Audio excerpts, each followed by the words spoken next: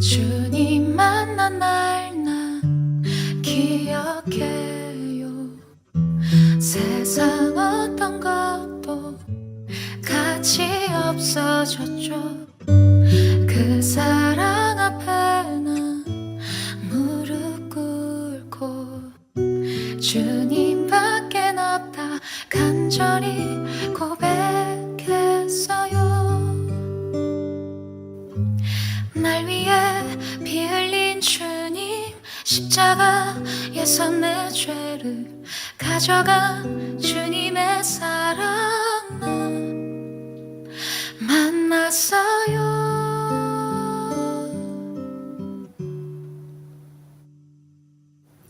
난 이제 주님밖엔 없어요. 내 인생의 주인이 되어주세요.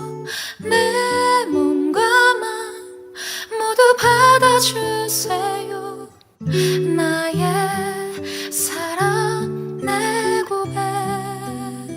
할렐루야. 오늘도 말씀과 기도로 하루를 여는 여러분을 사랑하고 축복합니다. 많은 일들이 일어나는 이 세상에서 우리는 많은 위로와 격려의 말들을 하고 도움을 주려고도 합니다. 그렇게 사람들을 위로하고 격려하는 말들 중에는 때로는 그것이 부담으로 다가오는 말들도 있습니다. 오랜 기간 힘든 순간들을 겪어온 사람에게 괜찮아질 거야 라는 말은 위로가 되기보다 부담이 될 때도 있는 것입니다. 처음에는 낫고 싶었습니다. 처음에는 바뀔 것을 기대하기도 했습니다. 하지만 시간이 정처 없이 지나면서 사람은 아픔보다 아픔에 익숙해지기 쉽습니다. 기도가 줄어들고 기대가 사라지고 자포자기하는 마음까지 생기게 됩니다. 오늘 본문은 이와 같은 처지에 있는 사람에 대한 이야기입니다. 예수님은 그런 삶의 자리에 찾아오셔서 놀라운 일을 행하십니다. 함께 묵사 하나님 말씀은 요한복음 5장 1절로 15절까지입니다. 말씀 듣고 묵상 나눔하겠습니다. 그 후에 유대인의 명절이 되어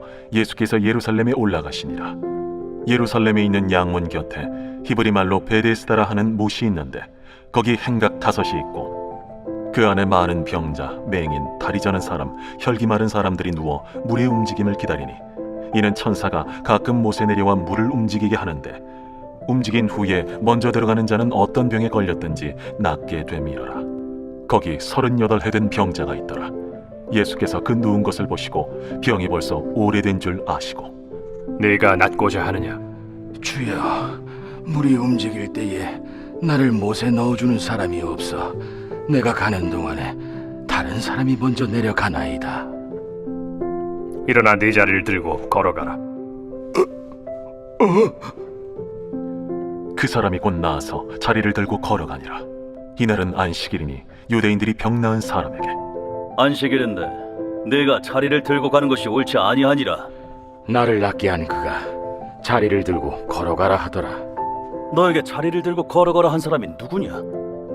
고침을 받은 사람은 그가 누구인지 알지 못하니 이는 거기 사람이 많으므로 예수께서 이미 피하셨습니다.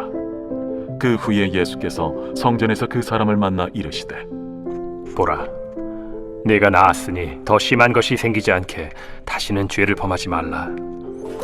그 사람이 유대인들에게 가서 자기를 고친 이는 예수라 하니라.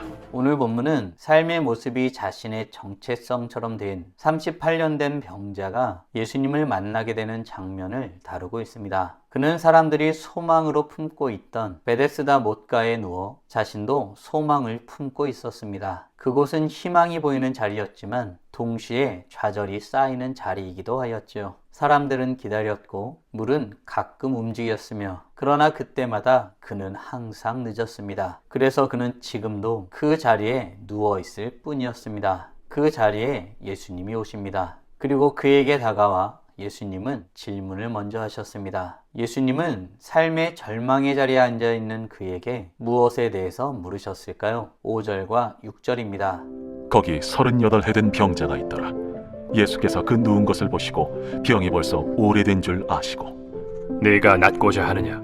예수님은 38년 동안 병들어 있던 그에게 내가 낫고자 하느냐라고 물으셨습니다. 예수님은 그 사람의 상황을 모르시지 않았지요. 얼마나 오랫동안 누워 있었는지, 얼마나 많이 실망했는지, 얼마나 자주 같은 말을 반복하며 살았는지를 모르시지 않았습니다. 그런데도 예수님은 그에게 질문하셨습니다. 이 질문은 정보가 필요해서가 아닙니다. 그의 마음을 깨우기 위한 질문이었지요. 그런데 그 병자는 자신에게 질문을 하는 그 예수님이 어떤 분인지를 알지 못합니다. 그저 자신의 처지에 대해서 예수님께 말씀드리게 되죠. 물이 돌 때에 자신을 못에 넣어주는 사람이 없습니다 라고 말이죠. 그는 낫고 싶다는 말 대신 자신의 인생의 조건에 대해서 설명하고 있는 것입니다. 이는 우리의 모습과 많이 닮아 있죠. 기도하는 대신에 이유를 말하고 소망을 품는 대신 처한 처지와 환경에 대해서 말할 뿐입니다. 신앙의 위기는 이럴 때에 옵니다. 아프고 병들고 할 수 있는 것이 없어서가 아니라 더 이상 기대하지 않기 때문에 오는 것입니다. 사랑하는 성도 여러분, 나는 지금 삶의 처지에 익숙해져서 하나님께 다시 기대하기를 멈추고 있진 않나요? 하나님의 역사하심은 우리 삶의 현장에서 일어나지만 그 일을 행하시는 분은 여호와 하나님이심을 믿고 바라보며 서야 할 것입니다. 바라기는 믿음의 주요 온전케 하신 이인 예수를 바라보며 주님께 간구하며 서기를 힘쓰는 복된 하나님의 자녀들 되길 간절히 소원합니다. 사람들이 소망을 두고 모여들었던 베데스다는 38년 된 병자 같은 사람들이 모였던 곳입니다.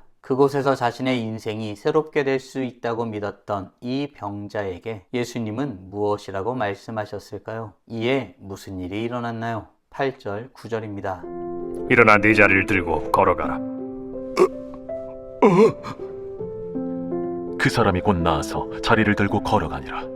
이날은 안식일이니 예수님은 일어나 내 자리를 들고 걸어가라 라고 말씀하셨습니다. 예수님은 조건을 말씀하시지 않으셨죠. 준비되면 하라고도 하지 않았습니다. 믿음이 충만하면 될 것이라고 말씀하시지도 않았죠. 그냥 예수님이 말씀하신 대로 행하라 하신 것입니다. 이 말은 조언이 아니라 명령입니다. 그 명령 안에는 능력이 있습니다. 그 사람이 고쳐진 뒤에 일어난 것이 아니라 말씀대로 행하니 고침을 경험하게 되었습니다. 아십니까? 은혜는 언제나 우리의 결심보다 앞섭니다. 순종은 은혜를 끌어오는 조건이 아니라 은혜가 이미 우리에게 찾아왔다는 증거입니다. 사랑하는 성도 여러분, 혹 나는 하나님의 말씀을 듣고만 있지는 않나요? 말씀을 듣고 즉각적으로 순종하며 그 발걸음을 떼고 있나요? 믿음은 행할 때의 실체가 됩니다. 행함이 살아있는 것으로 만드는 것입니다. 바라기는 주의 말씀대로 행하면 놀라운 일을 경험하게 됨을 믿고 주의 말씀대로 행함으로 하나님의 놀라운 역사하심을 경험하는 복된 하나님의 자녀들 되길 간절히 소원합니다. 그런데 사람들은 한 사람의 인생이 변화될 정도의 놀라운 일에도 자신들만의 논쟁에 휩싸이게 됩니다. 안식일에 이런 일을 해도 되느냐는 논쟁이었죠. 그러나 이 놀라운 일을 경험한 사람에게는 그것이 전혀 문제가 되지 않았습니다. 예수님은 후에 이 병자를 만나 또 어떤 말씀을 하셨을까요?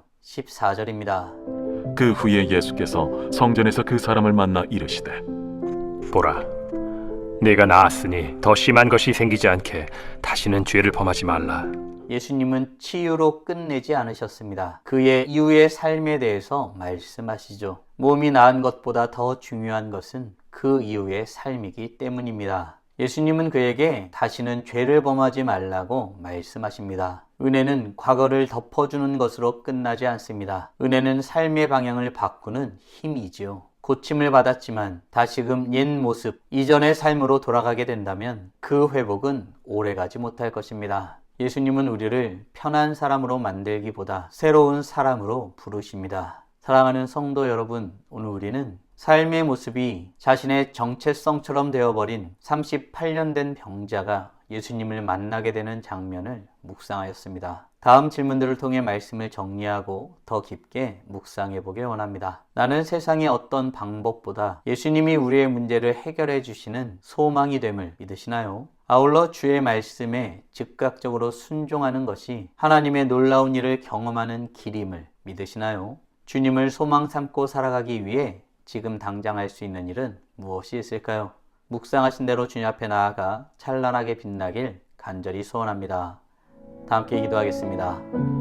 살아계신 하나님 감사합니다. 오늘도 우리에게 복된 날을 허락하여 주시고 주의 말씀으로 하나님이 어떤 분이신지 무엇을 원하시는지 우리가 어떤 존재이고 어떻게 살아야 하는지 깨닫고 고백하게 하심에 감사드립니다. 세상 사람들이 소망을 두고 있던 자리에 자신도 어찌 되진 않을까 소망을 품고 그 자리에 누워 있었던 38년 동안 병자로 불리던 사람이 있었습니다. 그 모습은 결국 그의 정체성처럼 보였고 그렇게 불리는 것이 부자연스럽지 않았습니다. 그러나 그 인생에 찾아와 진짜 소망 되신 주님께서 그를 만나시고 그에게 원하는 바를 물으시고 또 명령하시고 순종하게 하셔서 놀라운 일을 경험하게 하셨습니다. 새로운 삶을 시작하게 하셨습니다. 하나님, 우리가 이 안에서 주의 놀라운 역사하심의 모습을 보게 됩니다. 주의 말씀에 순종할 때의 놀라운 역사를 경험하게 되는 것을 말씀을 통해서 확인하게 됩니다. 주의 말씀이라면 순종하기에 힘쓰는 우리 모두가 될 수 있도록 은혜 내려 주시옵소서. 논리적으로 따져 묻는 것이 아니라 이해되어서 움직이는 것이 아니라 주의 말씀이라면 순종하고 그 말씀에 엎드려 나아가는 우리 모두가 될 수 있도록 은혜 내려 주시옵소서.